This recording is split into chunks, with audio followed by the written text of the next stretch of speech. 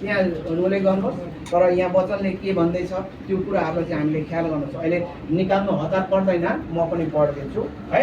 आउनुहोस् यहाँ तपाईँको यहाँ के भन्दैछ प्रभु यीशु ख्रीष्टले यहाँ के भन्नुभएको दुई घरको एउटा दृष्टान्त, दुईटा घरको दृष्टान्त एउटा दृष्टान्त भनौँ अघि एउटा यहाँ प्रभुले भन्नुभएको छ। यहाँ भनेको छ, म 46 पढेछु, मैले भनेका कुरा गर्दैनौ भने किन मलाई प्रभु प्रभु भन्दछौ? जो म कहाँ आउँछ, मेरा वचन सुन्छ र ती अनुसार गर्छ, त्यो कस्तो मानिस हो म तिमीहरूलाई बताउँदछु। यो एकजना घर बनाउनेले मानिसहरू जस्तो हो, र जसले गहिरो खनेर चट्टानमाथि जब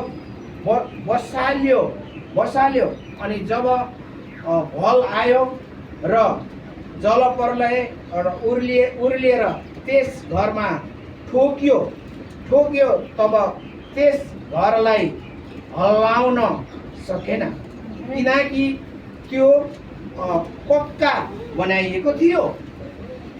49 तर जसले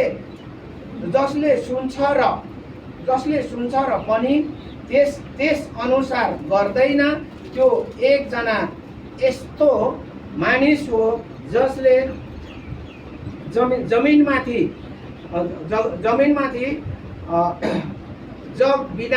जग बिनाको घर बनायो, तब त्यस घरमाथि भल आएर ठोक्यो, तब त्यो घर तुरुन्तै ढल्यो र त्यस घरको ठुलो सर्वनाश भयो। आमेन। आज यो एउटा प्रभु यीशु ख्रीष्टले एउटा कथा अथवा एउटा दृष्टान्त रूपमा उहाँले हामीलाई बताउनु भएको छ। र तपाईँ र हाम्रो क्रिस्चियन जीवनमा, हाम्रो विश्वासी जीवन कस्तो किसिमको हाम्रो जग छ। यो एउटा दुईटा घरको उपमा अहिले यहाँ हामीले सिर्यौँ अथवा बुझ्यौँ। तर दुईटा घर, एउटा चाहिँ गहिरो खादल खनेर अनि गहिरो जग तल मजाले ढुङ्गाहरू लगाएर अनि सबै सिमेन्टहरू ढलान गर्दै बलियो जग हुँदा है, बलियोहरूको त्यो चाहिँ आयो रे, हुरी बतास हावाहरू आयो अनि त्यो घर चाहिँ हावा पानी गडान गुरुबाट आउँदाखेरि त्यो ठोकियो, त्यहाँ केही पनि भएन, ऊ बलियो। किनकि एकदम जग चाहिँ एकदम डह्रो थियो, एकदम गहिरो खनेर जग बलियो बनाएको कारण त्यो घर ढलेन। तर दोस्रो घर कस्तो थियो अनि अर्को चाहिँ फस्ला फुस्लो अलिअलि खने हो र ढाँडाहरू है बालुवा मासिने ठक्क गरेर ठक्कै बनाएको थियो। तर त्यहाँ हावा आयो, हुरी आयो, दुःख कष्ट आयो, जे जस्तो भयो के भयो, गात्रागुरु ढल्यो अनि बेसलाइट भयो। एउटा यो कुरो पनि हामी बुझ्दछौँ। त्यसै कारण तपाईँ र हाम्रो विश्वास चाहिँ दह्रो हुनु अति नै आवश्यक छ। यो बाइबल अनि धर्मशास्त्रले भनेको छ कि अन्तको दिनहरू आज आइराखेको छ विश्वासी दाजुभाइ दिदीबहिनीहरू। र तपाईँ र हाम्रो विश्वासको जग चाहिँ एकदम हो भने हो, होइन भने होइन हुनुपर्दछ। हो भने हो, होइन भने होइन। अहिले विभिन्न ठाउँहरू तपाईँहरूले युट्युबमा देखिरहनु छ, समाचारहरू सुनिरहनु भएको छ। उत्तर प्रदेश महाराष्ट्रहरूमा अहिले क्रिस्टमा विश्वास गर्ने त्यहाँका विश्वासीहरूलाई यति सताइएको छ। यो अन्तको दिनहरू आइरहेको छ। यदि हाम्रो विश्वास दह्रो छैन भनेदेखि त्यतिखेर हामी के हुन्छौँ? बेसलाइट हुन्छौँ। तपाईँ र हामीलाई एकदमै दह्रो विश्वासको आवश्यक परेको छ। दह्रो विश्वास, दह्रो प्रार्थनाको हामीलाई आवश्यक आइसकेको छ। है यहाँ चालु भइसकेको छैन। त्यताबाट क्रिस्ट विरोधीहरूले चाहिँ विभिन्न क्रिस्टमा भरोसा अनि विश्वास गर्नेहरूलाई के गरेको छ अनि उनीहरूले विभिन्न किसिमको ठुल्ठुलो परमेश्वरको दासहरूलाई अहिले के गरेको छ? आरोपहरू लागेको छ। त्यसै कारण विभिन्न उसको उसले कामै बिगारेको छैन, उसले गल्ती नै गरेको छैन र पनि आरोपहरू लागिरहेको छ। अघि प्रभु यीशुलाई पनि उहाँले कुनै गल्ती नै गर्नुभएको थिएन, कुनै गल्ती गरेको छैन, कसैलाई अधर्म कामहरू उहाँले गर्नु भएन, तैपनि उसलाई दोष लगाएर उहाँ क्रुसमा झुन्डाएको हामी देख्दछौँ। आमेन। अनि ख्रीष्ट यीशु हाम्रो जिउँदो प्रभुलाई त उहाँलाई दोष लगाएर क्रुसमा झुन्डायो भने तपाईँ हामी जस्तोलाई विभिन्न किसिमको अहिले दोषहरू आइरहेको छ। र त्यसै कारण तपाईँ र हाम्रो विश्वासको जप, विश्वास चाहिँ एकदम हाम्रो हुनुपर्छ।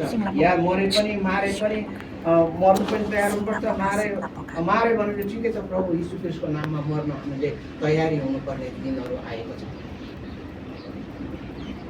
तयारी हुने दिनहरू आएको छ। त्यसै कारण हिब्रूको पुस्तक हामीले यहाँ हेरौँ त, हिब्रूको पुस्तकलाई हामी अलिकति यहाँ हेरौँ। तपाईँ अनि हाम्रो विश्वासको जप हो कि यो हामी हेर्नेछौँ। अलिकति दुई प्रकारको त्यो पहिला भने हिब्रूको पुस्तक सबैले निकाल्नु भएको 11 अध्याय, हिब्रूको पुस्तक 11 अध्याय, हिब्रूको पुस्तक 11 अध्यायको म एकबाट पढ्दैछु यहाँ है। अनि अब विश्वास चाहिँ आशा राखिएका कुराको निश्चय र नदेखेका कुराको दृढ हो कि दृढ हो, किनकि विश्वासद्वारा प्राचीन मानिसहरूलाई परमेश्वरले ग्रहण गर्नुभएको थियो। आमेन।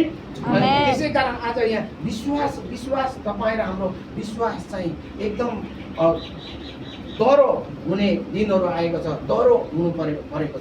त्यसै कारण हाम्रो विश्वास अघि नै मैले त्यो दुईवटा घरको मैले उदाहरण तपाईँहरूलाई दिइसकेँ। र तपाईँ र हाम्रो विश्वासको जग चाहिँ एकदम गहिरो दही चिउरे विश्वासले अब जिउनु यो जीवन दिनहरूमा एकदमै आवश्यक परेको छ।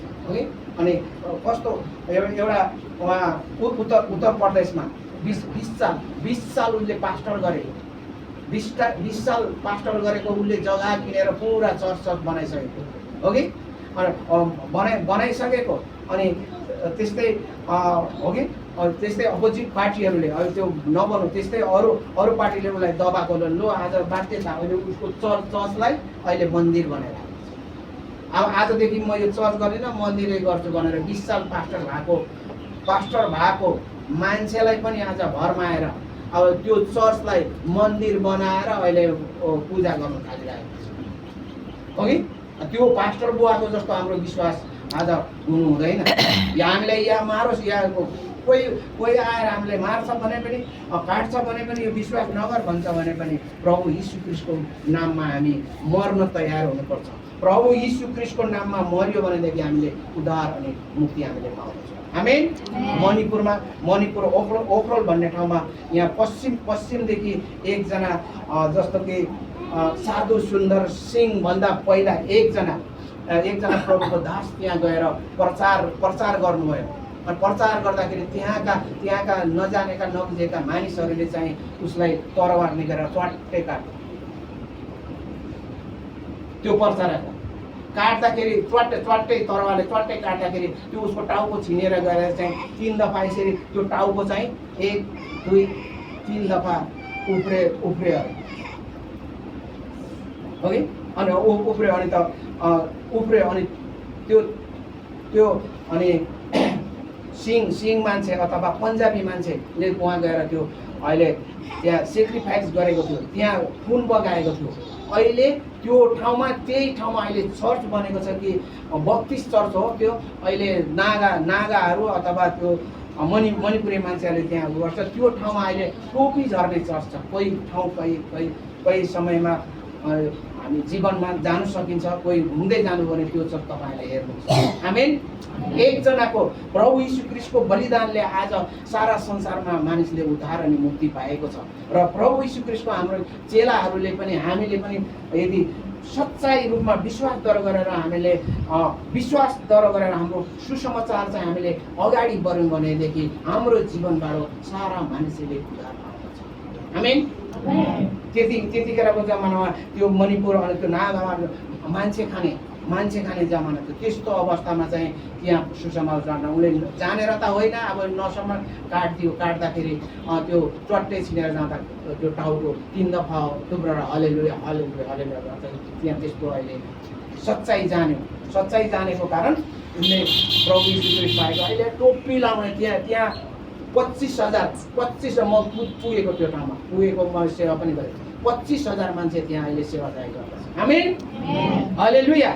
मैले त्यो साधारण विश्वास एक दिन म सुसमाचार सुनाउँदा मलाई काट्छ भनेर उसलाई डर भएन